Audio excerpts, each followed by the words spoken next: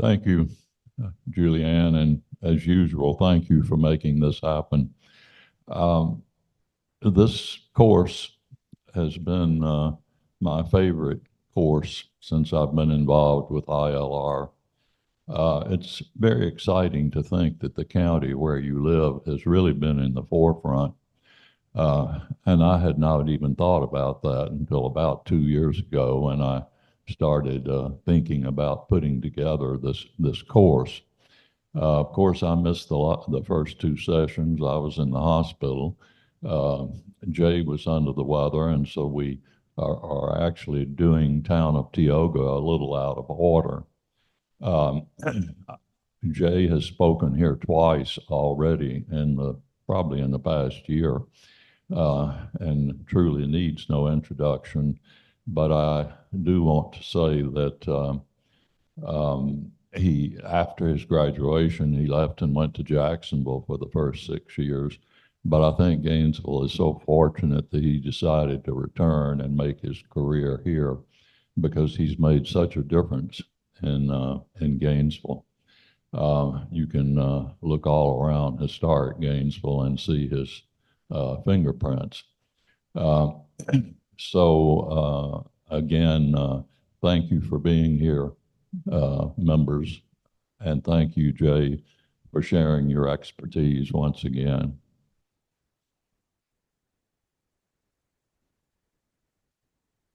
Thank you for that introduction, Roy. I appreciate it. And it is a pleasure to be here with you today.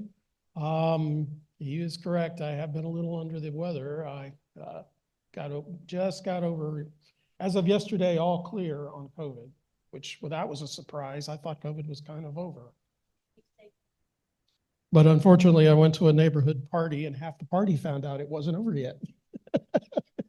And that's the way it goes. But anyway, good to be here with you. And Tioga is an interesting assignment for me. When Roy gave me that assignment, I had to really think about it. And then I got to thinking my involvement kind of went back about 30 years with the project and with the founders of the project who happen to be friends. And I've been involved a little here and there along the way, just in pieces of it, but it's certainly something I've always been very fascinated with. New urbanism, when I came out of school, was really big. Andreas Dewani was one of our lecturers at UF Architecture School, and of course, the architects are going, yay, yay, yay, and all the planners were going, what? Freaking out, going, this isn't the way we do it. And of course, that was the thing that was exciting to us because everything new urbanism was all about. It is exactly the things architects are all about: the character, the fascination of a place where you can live, walk, enjoy everything, the best things about the way things used to be, which is what my earlier lecture was about: old urbanism in Gainesville. And it's kind of ironic because one of the things we did in the beginning was study the duck pond for Tioga to get inspired by that. And so first off, we'll start off with a little bit of the history. Everybody wants to know, where does the name Tioga come from? Back at the turn of the century, turn of the 20th century, there was a little town village, more than anything else, with a post office. That's about all it had. It was between Rosewood, adjacent to where the town of Tioga is today. And that's where the name came from. It's one of those little wide places in the dirt road that disappeared. But the history was still there. And so when Luis Diaz and his father Miguel Diaz, who were the developers of town of Tioga, started out on this mission, they studied the history, of course. They looked into the site, what was around the area, which back in Jonesville, there wasn't much there. There was Rosie's, that was about it. And that has changed quite a bit now. Obviously, it's just another part of Gainesville. It just keeps growing all the way to Newberry, basically. But anyway, to get you just oriented, that is where the name came from. They chose it. They think originally the settlers were probably from Tioga, New York. That's probably what the connection truthfully was, because it is a bit of an odd name. It's not really an Indian name or anything like that. At least not Indians around here. This is the master plan that they started with. And I remember Luis Diaz giving lectures on this. So all this is very familiar to me, and it kind of helps me in the ability to describe what their thinking was. Where you see the town center up at the top at the north on the main highway, Newbury Road, there is kind of this greenway that comes right down through the middle of the project. That used to be an old farm road with oak trees lining it. And what they chose to do was let that be the spline of the project, kind of almost like an esplanade type of situation coming through there. That's where all the recreation amenities were.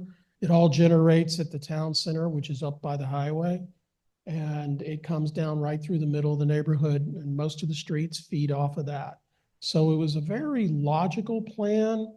And you know, considering you were bringing in the beginning all your traffic off of Newbury Road, as you can see in the later phases, the project has gotten more interconnected to other roads, to the other surrounding neighborhoods, because this was kind of a pocket development. There was it was originally intended to be a neighborhood, but it had not been developed. Things on either side of it kind of had. And so it was an infill, suburban infill project is basically what it was. But that is basically it. To give you a little bit of the specifics, it was a 600-acre tract, suburban infill site, and it was planned for 1,200 plus residential units that were designed around that pedestrian spline I just described to you. And I'll show you pictures of that as we go. The other thing that was really key to this project and was kind of the new urbanism type component was the idea of the commercial town center. Now, what a lot of developments do, typically, I can name plenty that have done it that have really messed that up. Say Celebration in Disney, where all that stuff is buried in the middle of the neighborhood, away from the highways, doesn't work real well for the retail areas. And then the other problem is you're bringing people from outside into the neighborhood. The neighbors don't like that either. So this was based on the fact you really want to have the commercial component not only serve the neighborhood, but to serve the populace in the surrounding region. That's the only way the commercial is viable in the first place. Otherwise, you don't have enough density here to support any of that. So that was really key to this project. And it isn't sitting directly right on the road like a strip shopping center would be. It is separated by the retention areas. You get a view of it from the road. You're enticed to come in and see it, but you're not really drug into the neighborhood. So all that was very key to the planning and design. These are the two developers. Luis Diaz, he's about my age, pretty close, and this was his father. Miguel had originally purchased the property back in the late 80s to build a subdivision with cul-de-sac roads and all that very traditional stuff. That's what Miguel was all about. They were both from Venezuela originally. And Luis, coming through the School of Building Construction and having a lot of architect friends like John Barrow, me, others in the community, they were very much into the new urbanism type ideas. And he'd been really tracking Andreas Twani and others and seen lectures and met him and things like that as well. It was Luis's vision to build this as a new urbanist type center, not so much his father's. So the two of them for about 10 years kind of debated, went all over the place, toured, even showed up at my office at my house in the duck pond one day. And I gave him a tour. Luis lives in the neighborhood, so I'm sure he had seen it, but had me give him a tour and explain to him what worked about our neighborhood, what worked about having all the retail downtown, the restaurants within walking distance, not having to rely on cars as much if we choose not to, the recreation component, the parks coming through the middle of the neighborhood, how far the houses set back, the sidewalks, the architecture, the little houses next to the big houses. All of that stuff is what we talked about for about 2 or 3 hours going through the neighborhood. And today, when I look at Tioga, so much of that I see in that neighborhood. And I mean, see, and Tioga and the town center too, a lot of those things that worked in downtown Gainesville actually worked in this new development, which was, something they should be commended for, is the fact they were conscious of all of that.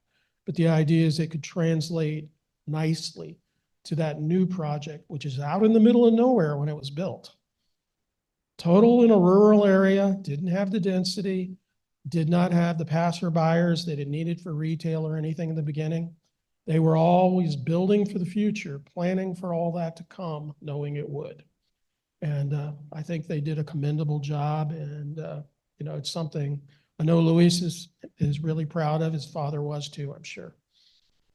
But anyway, that's just part of the connection there. And he's been a good friend for years and years and years. So we always get together. I've done a few houses in the neighborhood. And a lot of what I do tends to be very traditional inspired. And in the beginning in Tioga, everything was very traditionally inspired, which is true of a lot of the new urbanism projects at that time.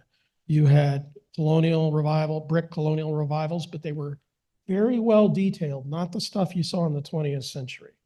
They were actually pretty good interpretations. That's what I'll give them, is if you're going to do traditional, do it right. And they did. A lot of frame vernacular. They had a few contemporary ventures, almost mid-century type stuff going on. Those tended to be the oddballs and didn't really take off the way they had hoped they would. But nowadays, the architecture is much more mixed up, and it's really kind of evolved from what it started out as.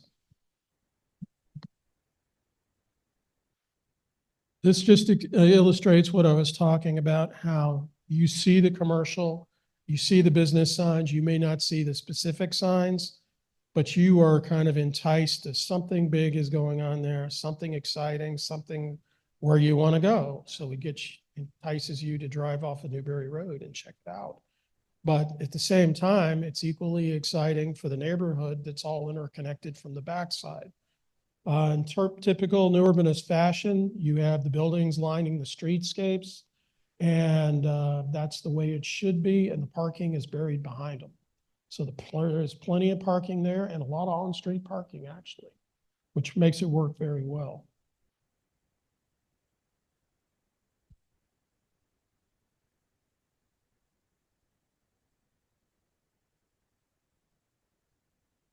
I got to catch up with my notes. Sorry about that.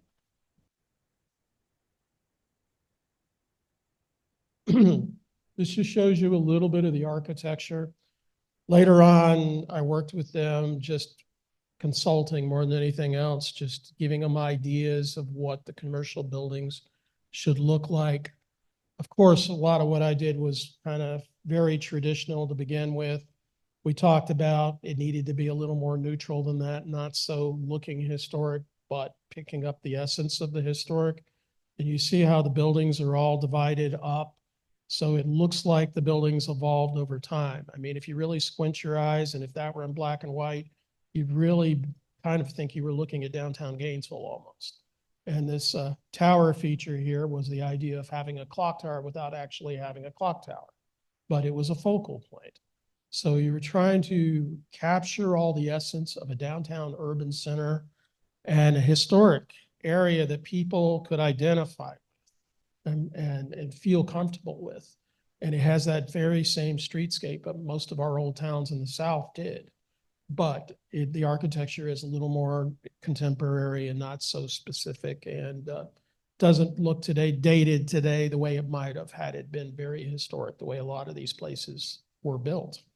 They start looking like a town from a certain period. This one doesn't really have that feeling about it. Just gives you a little bit of the streetscape, typical new urbanist town feel to it. It's looking a lot more mature nowadays. And as with any new urbanist town, you haven't arrived till you got the Starbucks. Here is the Starbucks. The other big key feature that they put in from the very beginning was a giant health and fitness center, the extension of Gainesville Health and Fitness, which is vital to keeping people coming into that area who will support all these little businesses. Because if you rely strictly on the neighborhood, none of this is possible. And that's what you've got to remember. And they were smart enough to recognize that in the beginning. It's a lively place at night. It's a nice little downtown village is what it is. I wouldn't call it a full-grown town or a city. It's not that. It's not to that scale, but it has a lot of the character and the essence of it. And I think as a new urbanist development, it's to be commended because the commercial component has succeeded, evolved, grown. They're still adding phases. And that has not been the case with a lot of many downtown urbanist places. We all know Hale's had some issues, and Hale was kind of a retrofit where it happened, but it suffers from being isolated and being surrounded by the neighborhood, and it's dependent solely on that neighborhood. So you can't get the businesses that you can get in this place. And same, the same thing that happened in Celebration, where their downtown failed because it was an island. And what surrounded that island was not enough to support it. Blue Highway, great place to eat. This right here is a map of the next big phase of it.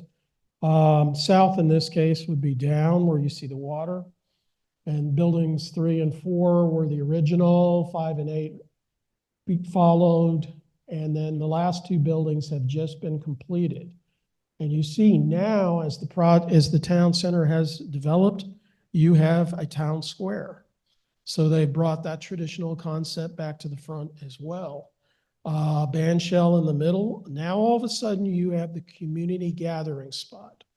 They have the people that run the commercial part of the Tioga have programmed it like any good downtown would, and they have events going on all the time. They decorate it all for Christmas. It really does all the right things, and it draws a lot of people. These are some of the buildings that just got finished. They are mixed use. Taller, they're 4-story, and you will see that they've got commercial at the ground floor, which is retail and offices, and then apartments above it. So now all of a sudden we have apartments being drawn into the project. So you've got an urbanist type living, and these are the people that don't want to live in the big houses or can't afford the houses yet, but the younger people are drawn to this, the professional people. And there's quite a few of them that have been built so far. There's plans for more. So this was a really nice part, and this fits right between the downtown center and the traditional neighborhood portion of the project. And it's won awards. This just shows you the band shell sitting in the middle, kind of an aerial view.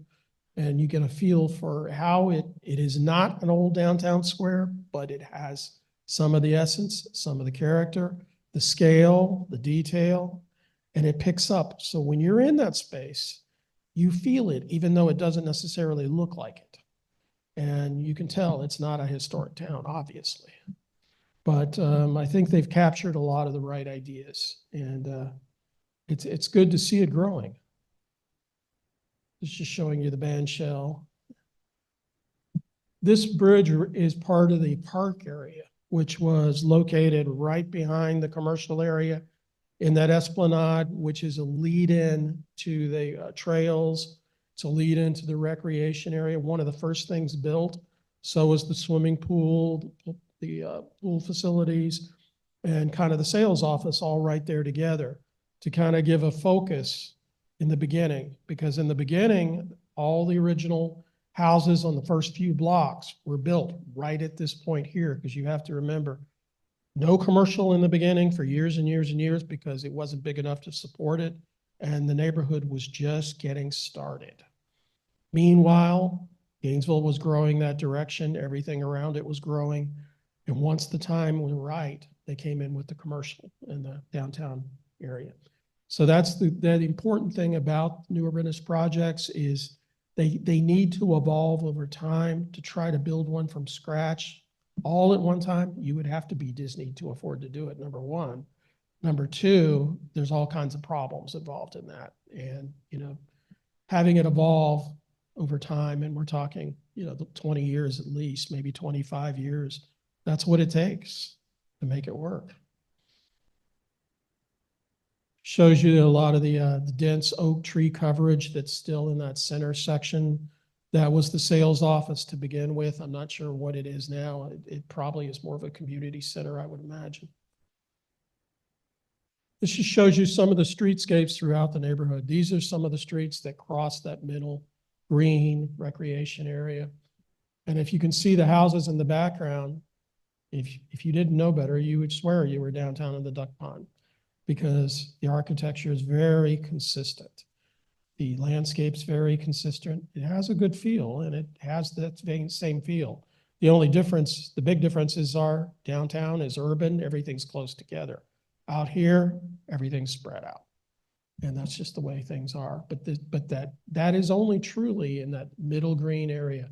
When you get into the streets and that are on the block by block, everything is closer together, and you do get the feel of the older neighborhoods.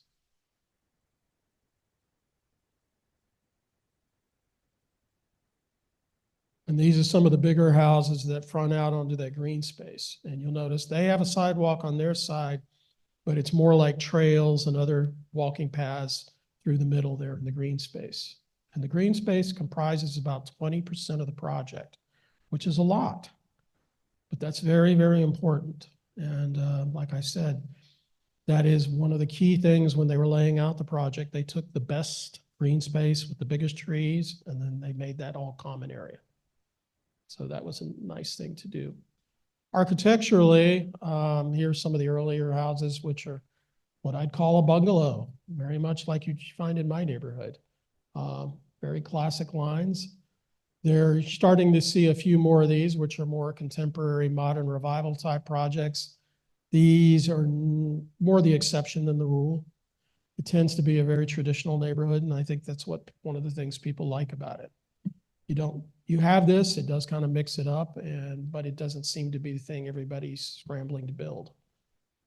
This is more what everybody's scrambling to build, and that's just tastes and has to do with the people that are moving there. The other thing about Tioga is it has been a huge marketing effort since the very beginning. I remember Luis going around talking about it constantly. I remember every time they had a spring parade of homes, Tioga was definitely on it. DeBrose, his construction company, is located right there. They were key players. They were always trying to push the new types of housing. Most recently, a few years back, they were actually pushing the idea of row houses. I'm not sure if they've taken off, because I think they only built one small section of them. So, but it's the idea of looking at other housing types to introduce into the project.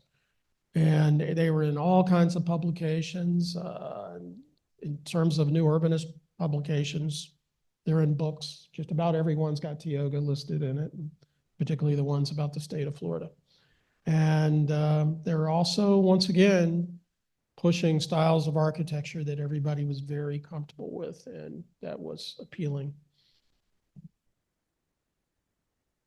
And this is Mr. Diaz. He was featured, and like I said, the press was a big part of this project, keeping the name out there, in circles around the state and other areas. And they took on a mountain, and he took on a mountain convincing his father to do this instead of the typical neighborhood in the beginning.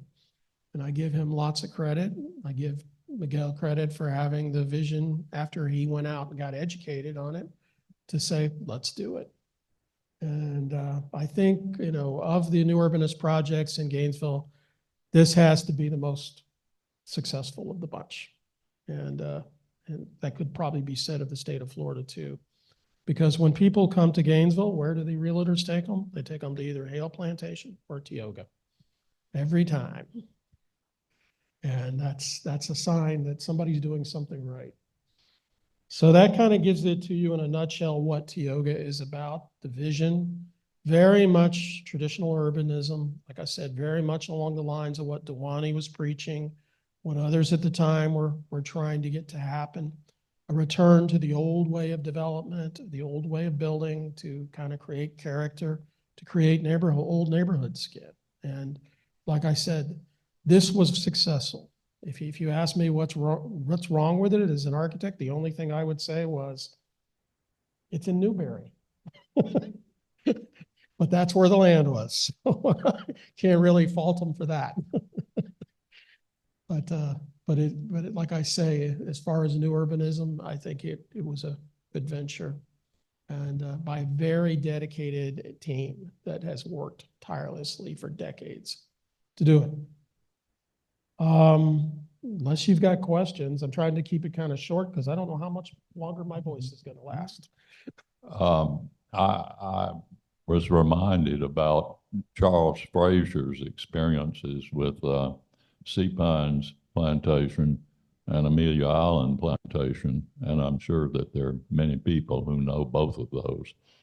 And Charles considered that his major failure with Sea Pines was placing the retail within the plantation. So you had to let outsiders in to have any help with the retail. Yeah. And he was very careful not to do that at Amelia Island Plantation. So anyone can go into the commercial or retail areas from A1A before you ever enter into the plantation itself. So perhaps Luis looked at what was done by Charles Frazier early on. I think that the plan that was done for Amelia Island Plantation, which I once had a copy of, the master plan, was influenced planning departments all over the United States. But again, that's an example that many of us know Sea Pines as opposed to Amelia Island. Mhm.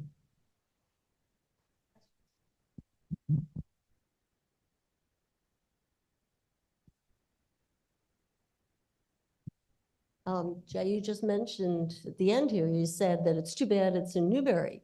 And so I was just wondering, I know that Newbury has a downtown, an old downtown, right? And Mhm. I'm not really aware of how big that is, but while they're growing, organically growing, which I think is very important.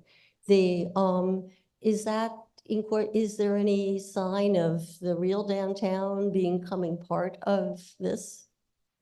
It's not in Newbury per se. It is Okay, it's too far within away. the city, technically the city of Newbury, Okay. Alachua County. Because Newbury it's all growing now in addition to, this. Oh, it So is absolutely, but their downtown is at quite a distance from this right here. do you This think is that there will be something developing around their downtown, Newbury's? hard to say. So about 25 years ago, Jay, when we moved to Gainesville, we looked at Tioga.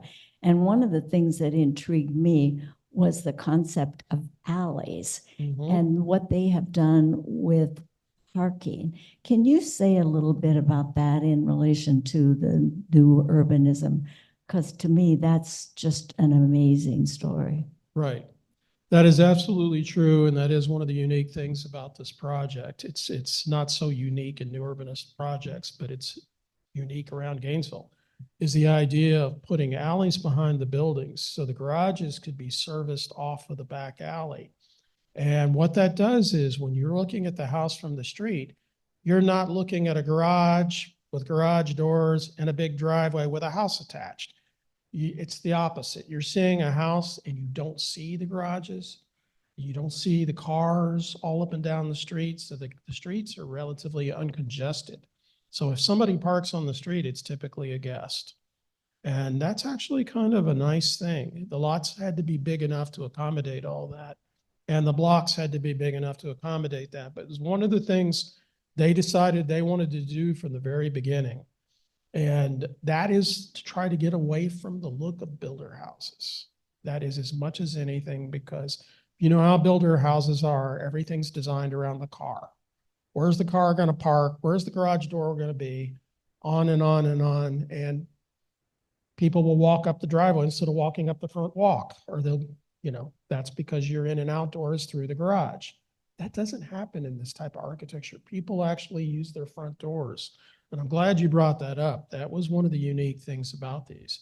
So it makes the buildings and the houses feel even more traditional than just what they're decorated like on the outside. It makes them function more like older houses. That's an interesting point because it brings up Apalachicola, which had a town plan that's based on the town plan of Philadelphia. And it was done, I guess, in the 1820s. And it is designed with alleys behind all the houses, which makes it much more interesting than the later developments. If you've never been to Apalachicola, go and explore it. Again, the basic town plan is based on that of Philadelphia and was done by Philadelphia planners. But I think it's the alleyways there that are so important.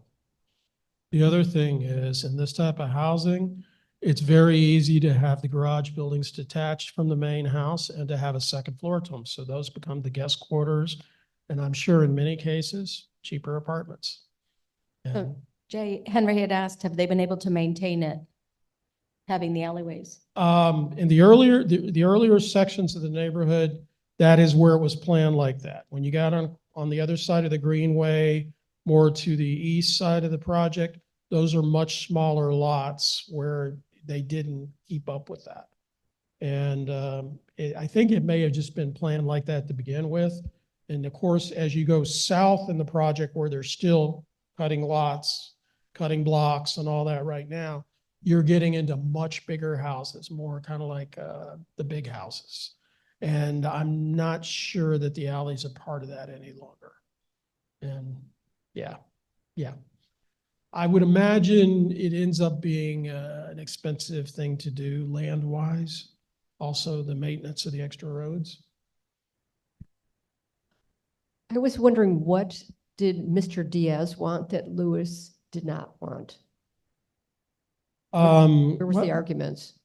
Well, the argument was he was used to building neighborhoods that were just track houses on cul-de-sacs, the way everything typically happened. That was his formula. He'd done a number of them here and other places. And that was just his MO. He never had even thought of doing anything like this. And Was his father a developer in Cuba before they came well, here? Venezuela, actually. Venezuela. I'm not sure what their Okay. business was there. But, one of the things he did was buy all this land ahead of time. So he was successful Okay. at whatever he did. And it could have actually been family money from Venezuela as well. I just don't know the whole background or the history.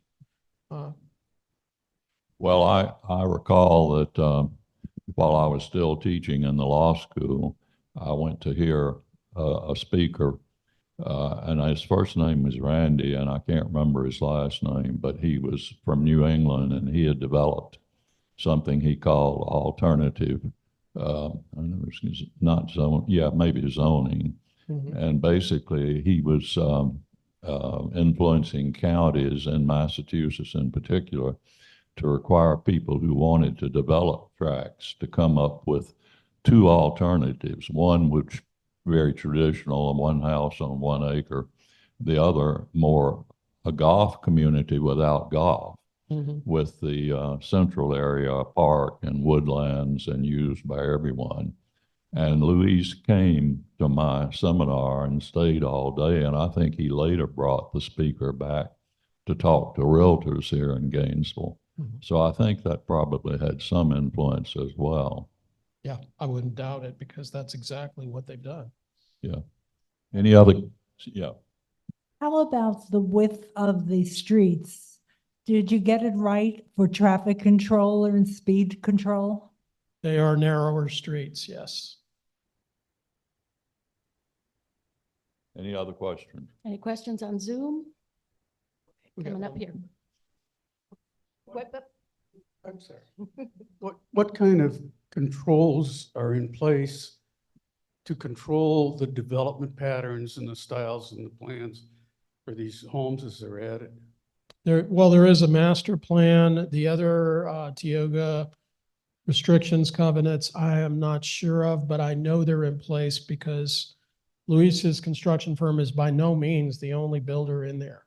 There's all kinds of builders. They all have to abide by the rules of the development. And I've just, like I said, it's been years since I've done anything there, and so I can't answer that. There's a question on chat. How prevalent are front porches in Tioga, and to what extent does that facilitate social and neighborhood interaction? I'm gonna assume, knowing Luis and knowing what's been built there, that they are required. Porches that you can actually occupy are required, I would say. That is very much a new urbanist type thing. And the only thing I can think of that might be an exception to that is one of those contemporary houses I saw that didn't seem to have much of a front porch. But I would say the majority of the houses there absolutely have porches that you can sit on and, you know, meet your neighbors. Well, and interestingly, and again, this is from the Duck Pond area, the porches in the houses are close to the sidewalk. You know, they're not, the early ones at least, are not set back. I think Laura Burns had a question. Sorry, Laura. This is maybe a little out of the range of what you're talking about, but in Newberry, recently, they've had a big controversy over whether to make the schools into charter schools. And my question really is Tioga within that district or outside it? I actually don't know. I don't know the answer. Newberry is an interesting place. It's growing by leaps and bounds, new neighborhoods, and for the most part, smaller houses. Newberry has a problem in the sense that the charming downtown has a major east-west highway going through it. And there is to be a bypass of some sort, but the mayor of Newberry, we've had speak here fairly recently, Jordan Marlowe, who is certainly a fireball. And that makes me want to tell you that on this Saturday at 10 a.m., you're invited to come to Dudley Farm and see the unveiling of the Perkins House, which we've been working on for a couple of years. It was the home of a Black couple, Rebecca Perkins and her husband. And Rebecca was the mammy, really, for the Dudley children. She also was the leading midwife in that area. And her husband worked for the Dudleys at the farm. So in order to interpret the Black history at Dudley Farm, we have worked, the mayor has worked without, well, he's been a fantastic force in getting this done. So again, everybody's invited Saturday morning at 10 a.m. to come see what we've done there. A plug. Okay, that's it for the course. And thank you, Jay, for coming and ending it.